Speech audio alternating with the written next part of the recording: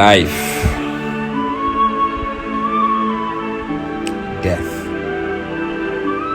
Life is beautiful, but death is the worst thing that happened to life. God allowed death to come into equation as a result of letting man know his supremacy over the earth he created, and to also remind man that he is a tenant in this life. Death is more like when a landlord give a tenant quick notice of where he inhabits. The earth is of the Lord. That means the Lord is the landlord of the earth and the fullness thereof.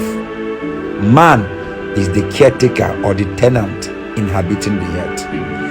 That is why when God, before man was created, the first thing God did was to create the environment, just like landlord will first build a house before allowing tenant to come in. So God built the whole earth, then made man to be in charge of what he created. So God gave man dominion, but never gave man ownership. There is nothing man owns or gets on this earth that belongs to him. Whatever you claim you have, you don't have it, because one day you will drop it and you will leave this earth.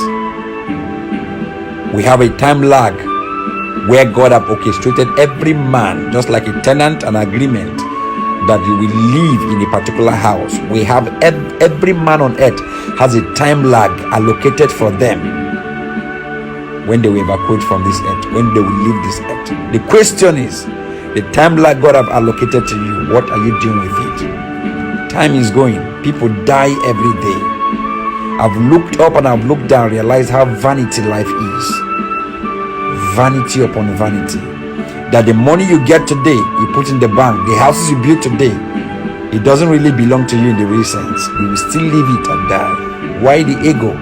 Why the pride? Why let it stop, or a hindrance or an obstacle between you and your maker? The worst thing that will happen to a man is to leave the ordinance, the landlord of the whole world, and be chasing the things that he, the landlord, imputed in this life. Life is vanity. What are you doing with your life now you are breathing? Many are gone, many are still dying. Even as I'm talking to you, someone just passed on. May you not miss the purpose of your creation on earth, and may you not go to hell. God bless you. The real you is not what I'm seeing.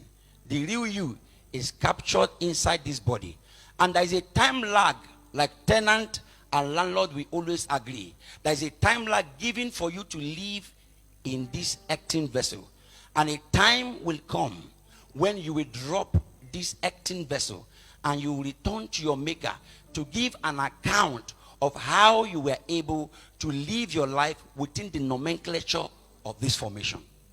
You see, we are called human. The word human is gotten from the word humus, man. Man is a spirit. Humus is a clay.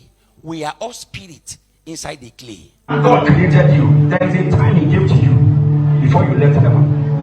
This is why, sir, when people mark their birthday and they are happy, I wonder why they are happy. Because your birthday should be a day of sober reflection.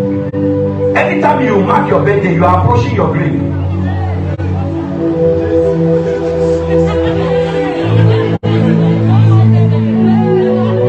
If God destined you to die at age 90, and I am, let's say, 20 this year, if I enter 21, 1 year have been deducted from my years. I am gradually entering my grave. We don't get younger, we get older.